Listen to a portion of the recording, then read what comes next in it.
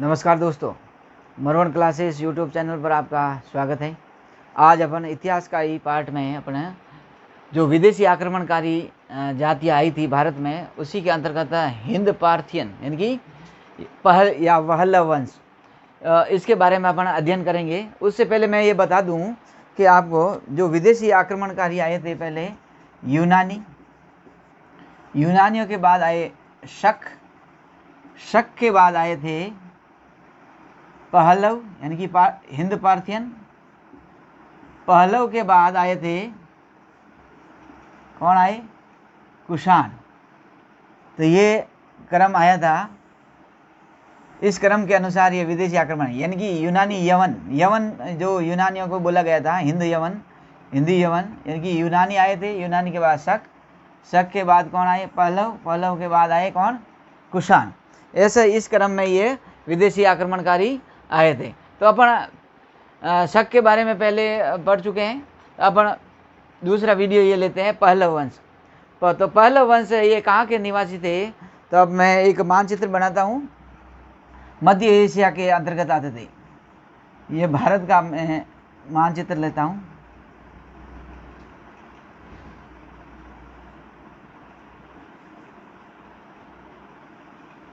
तो इधर अपना ये पाकिस्तान, अफगानिस्तान और ये ईरान वाला क्षेत्र।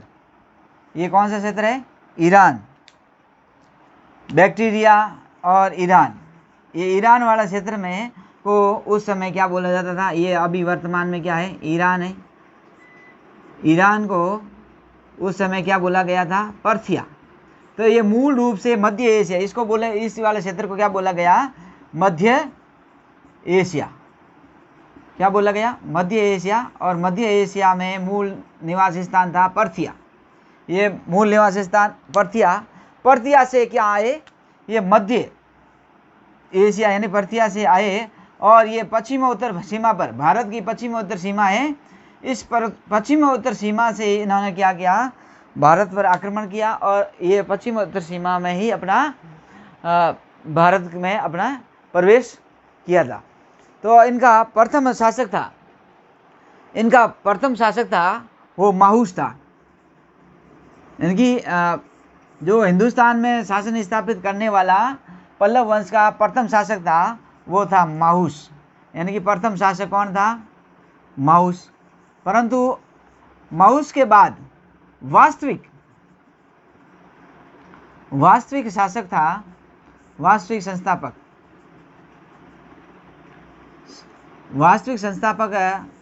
अब माउस तो आ गया प्रथम शासक, परंतु वास्तविक संस्थापक था मिथ्रेडेटस प्रथम। यानी कि वास्तविक संस्थापक था मिथ्रेडेटस फर्स्ट। ये क्या था? यानी कि इन्हें पल्लव वंश का वास्तविक संस्थापक कौन था? मिथ्रेडेटस फर्स्ट था। वो पार्थियन यानी हिंद पार्थियन क्षेत्र यानी कि शासन का पल्लव वंश का वास्तविक संस्थापक था। पहला शासक तो माउस था। ये काफ़ी बार वनडे एग्जाम में आ चुका है। उसके बाद काफ़ी बार ये प्रश्न भी पूछा था कि पल्लव वंश का वास्तविक संस्थापक किसे कहा गया था? तो मिथ्रेडेटस को पल्लव वंश का वास्तविक संस्थापक कहा। तो ये मुख्य रूप से तो मध्य एशिया यानी कि ईरान वाले क्षेत्र को पर्थिया बोला जाता है। ये पर्थिया के रहने वाले थे और पश्चिमोत्तर सीमा से ये अपने भारत में प्रवेश करते हैं।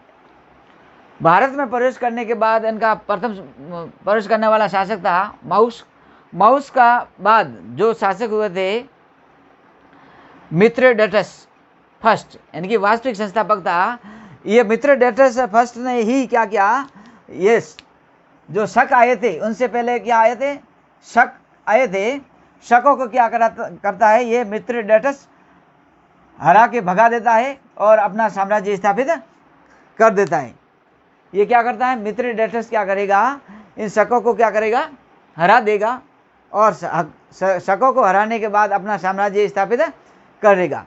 तो ये मूल रूप से ईरान के थे और ईरान के होने के नाते ये पर्थिया का निवास थे। पर्थिया को तो इन्होंने भारतीय शास्त्रों में इसको पल्लव बोला गया। क्या नाम दिया गया? पल्लव बोल दिया गया। और कुछ संस्कृत के संस्कृत के जो ग्रंथ हैं उनमें क्या बोलेगा, शक पल्लव, यानी कि शकों के साथ कई वर्षों तक इन्होंने शासन किया। उसके बाद वो शकों का वास्तविक संस्थापक था, उसने इसका पल्लव का वास्तविक संस्थापक था मिथ्रेडाटस फर्स्ट, और उनके शकों को हराता है और अपना आधिपत्य स्थापित कर ले। उससे पहले क्या था, शकों का और पल्लवों का शासन साथ साथ में भारत में चल रहा था, छोटे छोटे हिस्सों में। तो इसके कारण संस्कृत भाषा में, यानी कि संस्कृत भाषा के ग्रंथ हैं, दोनों जनों को साथ में जोड़ दिया गया और शक और पल्लव का उल्लेख मिलता है, यानी कि शक पल्लव के रूप में इनको नाम दिया गया। वस्तुतः इन दोनों देश में सब कुछ रूप से, यानी कि इन सब कुछ ये क्या विदेशी आक्रमणकारी थे, ये मध्य से एशिया से आने के कारण ये क्या थे, सभी रूप इनका समान था, इनका जो संस्कृति वगैरह थी वो सारी क्या थी, समान थी। पर इस वंश का, यानी कि उसके बाद ये मिथ्रेडाटस के बाद भी एक बड़ा शक्तिशाली शूरवीर योद्धा था, इनका एक बड़ा शक्तिशाली शासक था गोदोफर्निस। तो गोदोफर्निस के बारे में काफ़ी बार प्रश्न आते हैं। गोदोफर्निस,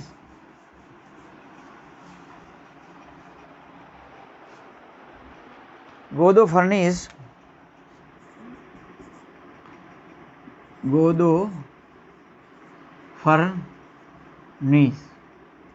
गोदोफर्निस है, इनका शक्तिशाली शासक था जो 20 से 41 ईस्वी तक अपना शासन स्थापित करता है।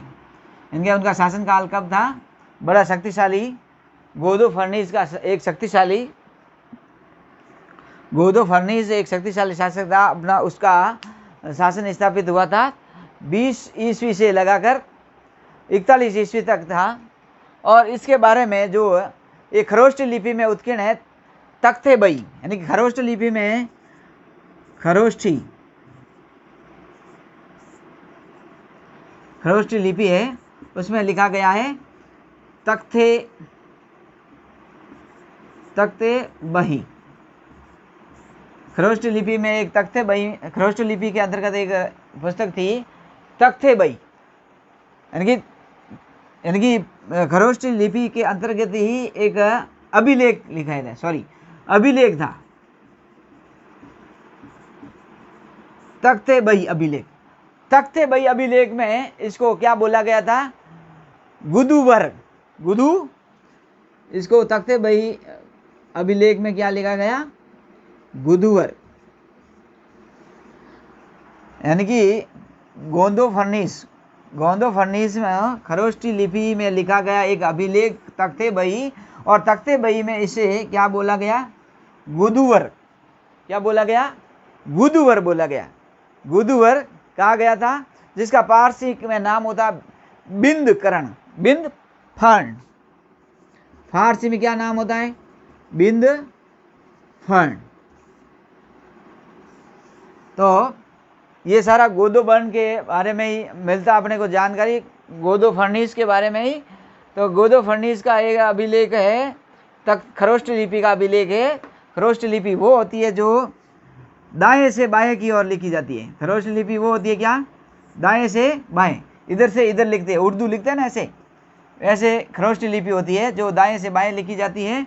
तो इस लिपि के अंतर्गत तख्ते बही अभिलेख में गोदोफर्निस को गुडुवर कहा गया है, और फारसी भाषा में इसका अर्थ होता है बिंदफर्ण, यानी कि फारसी भाषा में इसको क्या बोला गया है, बिंदफर्ण।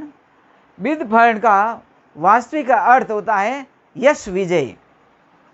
वास्तविक अर्थ क्या होता है, यश विजय।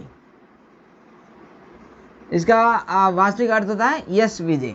तो ये सारा गोदोफर्निस के बारे में था, जो एक बड़ा शक्तिशाली राजा हुआ था, किसका, पल्लव वंश का एक शक्तिशाली पहलव, जो ईरान से आना। एक पल्लव वंश है, अपने भारत में भी है, दक्षिण भारत का एक है वो वंश है जो पल्लव वंश है, वो नहीं।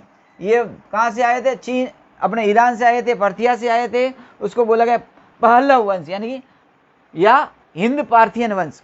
तो इन हिंद पार्थियन वंश का सबसे शक्तिशाली शासक था गोदोफर्निस। गोदोफर्निस के बारे में इसकी जानकारी थी।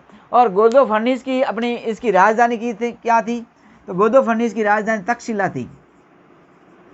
गोदो फर्निस की राजधानी क्या थी? राजधानी तक्षशिला थी। और तक्षशिला में ही एक ईसाई धर्म का प्रचार करने वाला आएगा। कौन था? वो था अपने सेंट थॉमस रो, यानी कि सेंट थॉमस।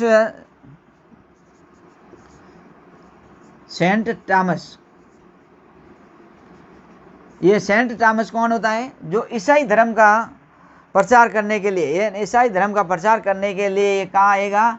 उसकी राजधानी तक्षशिला में आएगा। और तक्षशिला में आने पर ये गोदो फर्निस के शासनकाल में आता है तक्षशिला में, और तक्षशिला इसकी राजधानी हुआ करती थी। उस समय ईसाई धर्म का प्रचार करने के लिए सेंट थॉमस आता है।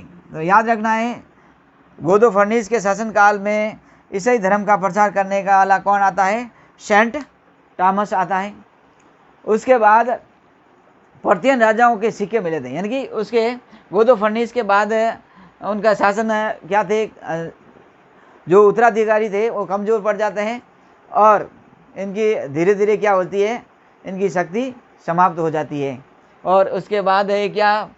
पहलव वंश के बाद कौन आ जाएंगे? ये भारत में कुषाण आ जाएंगे।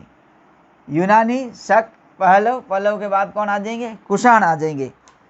तो कुछ इनके सिक्के मिले अपने को, इनकी इनके पहलव वंश के सिक्के मिले। इन सिक्कों पर धर्मीय लिखा गया है, यानी कि धार्मिक लिखा गया है। यानी कि क्या लिखा गया था? धर्मीय। धर्मीय का अर्थ क्या होता है? धार्मिक। यानी कि इनके कुछ सिक्के मिले थे, उन सिक्कों पर, किस पर? इनके सिक्कों पर क्या लिखा था? धर्मीय। यानी धर्मीय का मतलब होता है धार्मिक उपाधि धारण की थी, यानी कि धर्म की उपाधि धारण की थी। धर्मीय की उपाधि, धार्मिक की उपाधि धारण की थी। किससे जानकारी मिलती है? क्या है कि अपने को सिक्कों पर इसकी जानकारी मिलती है। और ये मूल रूप से, यानी कि ये पल्लव रूप है, पल्लव शासक है, मूल रूप से किस धर्म के अनुयायी हो गए थे? बौद्ध धर्मावलंबी हो गए थे, बौद्ध धर्म के अनुयायी हो गए थे। यानी कि इनमें सिक्कों पर अपने को क्या मिला? कि धर्मीय लिखा गया था, यानी कि धर्मीय की उपाधि धारण की थी, धार्मिक की उपाधि धारण की थी। और इसी के साथ इनके अपने को ये धर्म के बारे में जानकारी मिलती है कि ये किस धर्म के अनुयायी थे? बौद्ध धर्म के अनुयायी थे, यानी कि बौद्ध धर्म को मानने वाले थे। तो इस प्रकार अपन ये हिंद पार्थियन और पल्लव वंश के बारे में अध्ययन किया था, जो अपने ये ईरान से आए, ईरान से पश्चिम उत्तर भारत में अपना साम्राज्य स्थापित किया। और उसके बाद जो प्रमुख राजा थे उनका अध्ययन किया। और अध्ययन करने के बाद अपन इन पल्लवों का जब गोदो फर्निस के बाद जो उत्तराधिकारी कमज़ोर हो जाते हैं, तो पल्लव की जगह कौन से शासन आ जाएगा? कुषाण वंश आ जाएगा। यहाँ कौन आ जाएगा? विदेशी आक्रमणकारी कौन हो जाएंगे? कुषाण हो जाएंगे। तो इस प्रकार अपना पूरा ये पल्लव वंश के बारे में अध्ययन किया। और पल्लव वंश का अध्ययन करने के बाद ये आपको मैंने मानचित्र की सहायता से समझाया। मानचित्र की सहायता से पढ़ोगे तो आपको इनको आसानी से याद हो जाएगा। ये मुख्य रूप से ये अपने वर्तमान में पाकिस्तान है, वो तक्षशिला वाले क्षेत्र में अधिकतर ये वहीं अपना साम्राज्य स्थापित किया था। तो आज अपन का वीडियो रहा है हिंद पार्थियन या पल्लव वंश का। उसके बाद अपन नेक्स्ट अपन वीडियो लेंगे कुषाणों का, जो कुषाणों का भारत पर आक्रमण किया था। तो कुषाणों में कौन कौन से राजा हुए थे, और सबसे बड़ा प्रतापी राजा था कनिष्क के बारे में अपना विस्तृत रूप से अध्ययन करेंगे। तो हमारा वीडियो अच्छा लगे तो लाइक करें, शेयर करें, सब्सक्राइब करें और ज़्यादा से ज़्यादा सभी लोगों तक फैलाएं। और कुछ हमारे को आपको कुछ लगे कि भाई ये वीडियो ऐसा नहीं ऐसा होना चाहिए, कमेंट भी करें और सबको बताएं कि भाई इतिहास से, मानचित्र की सहायता से, यानी कि भौगोलिक स्थिति, यानी कि मानचित्र की सहायता से, भौगोलिक सहायता से पढ़ते होगे तो, या कोई RS मेंस या IS मेंस के बारे में भी आप कुछ लिख रहे हो, तो किसी राजा के बारे में पूछ रहे हो तो उसकी भौगोलिक स्थिति के बारे में भी बताओगे, तो भौगोलिक स्थिति के बारे में बताओगे तो आपके लिखोगे उसके पेपर के अंदर, तो आपको ज़्यादा नंबर आने की संभावना रहती है। तो भौगोलिक स्थिति है जो मानचित्र की सहायता से आप पढ़ते रहना। तो एक बार सभी का धन्यवाद।